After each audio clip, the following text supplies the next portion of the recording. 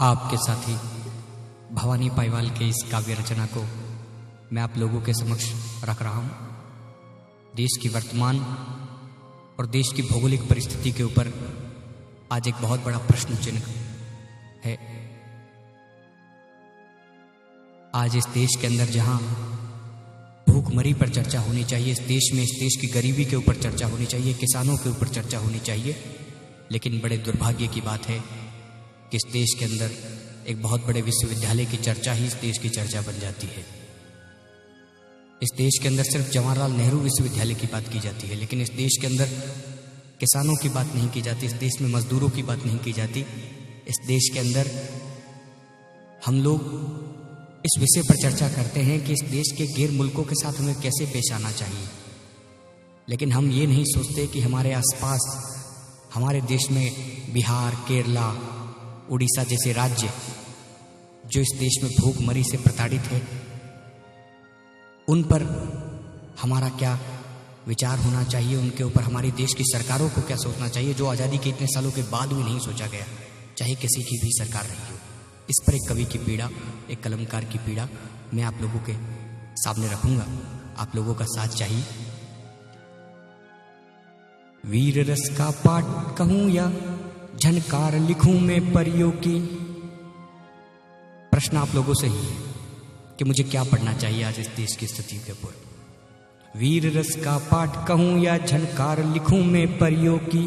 कोयल की मैं राग सुनूं या चीख सुनूं मैं भूखों की। कोयल की मैं राग सुनूं या चीख सुनूं मैं भूखों की।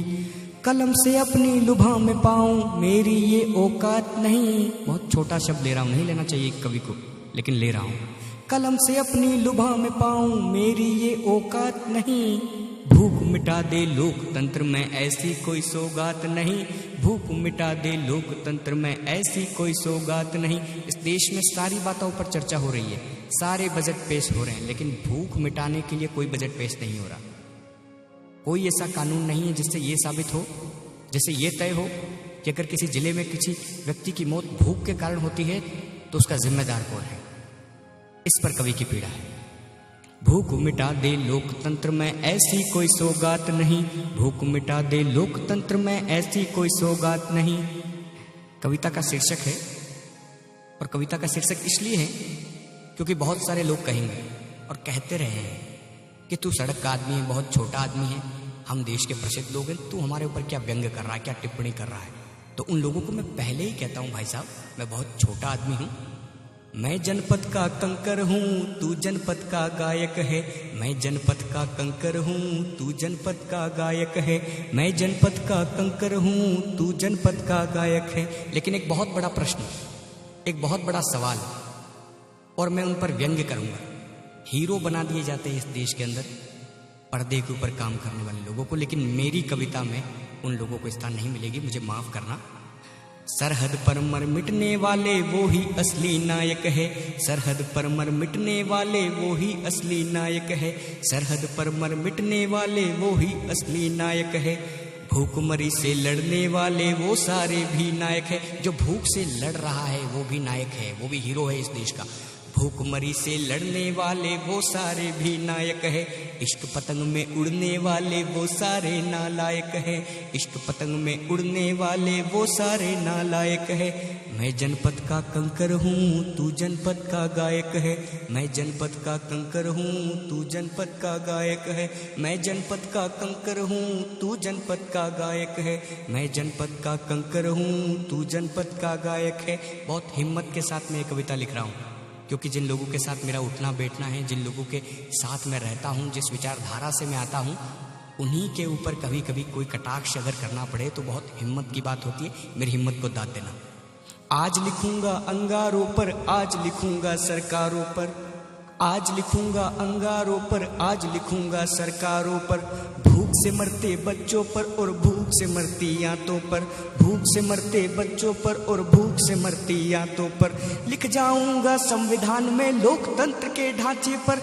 लिख जाऊंगा संविधान में लोकतंत्र के ढांचे पर। लिख जाऊंगा खून से लथपथ इतिहासों के सांचे पर।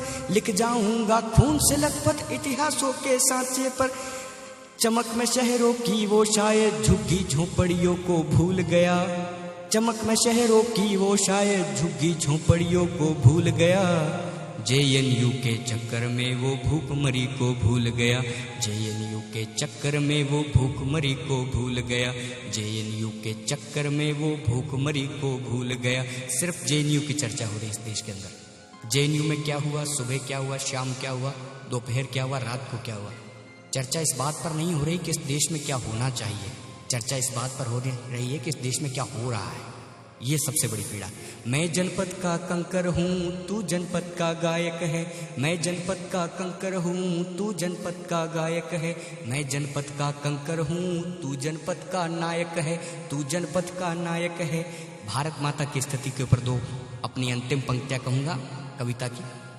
माँ का आंचल फटा पड़ा है बिलखते बच्चों की आंतों पर। माँ का आंचल फटा पड़ा है बिलखते बच्चों की आंतों पर।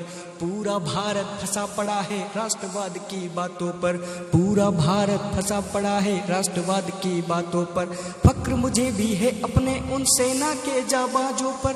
फक्र मुझे भी है अपने उन सेना के जाबाजों पर। नाज हमें भी है सरहद पर मिटने वालों पर। नाज हमें भी है सरहद पर मिटने वालों पर। एक प्रश्न अंतिम दो पंक्तियों के साथ कहूंगा। एक प्रश्न जो आज से आजादी के बाद से इस देश में चल रहा है, उसके ऊपर एक प्रश्न है, अंतिम प्रश्न। मुर्दाबादी नारों से तुम कैसी अलग जगाओगे।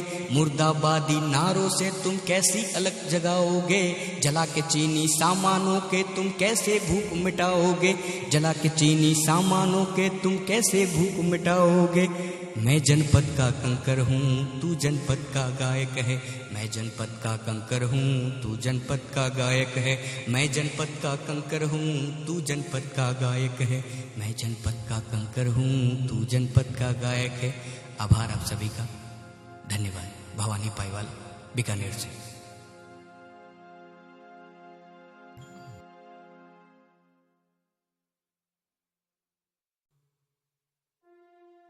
आपके साथी भवानी पाईवाल के इस काव्य रचना को मैं आप लोगों के समक्ष रख रहा हूँ। देश की वर्तमान और देश की भौगोलिक परिस्थिति के ऊपर आज एक बहुत बड़ा प्रश्न चिन्ह है। आज इस देश के अंदर जहां भूखमरी पर चर्चा होनी चाहिए, इस देश में इस देश की गरीबी के ऊपर चर्चा होनी चाहिए, किसानों के ऊपर चर्चा होनी चाहिए, लेकिन बड़े दुर्भाग्य की बात है कि इस देश के अंदर एक बहुत बड़े विश्वविद्यालय की चर्चा ही इस देश की चर्चा बन जाती है।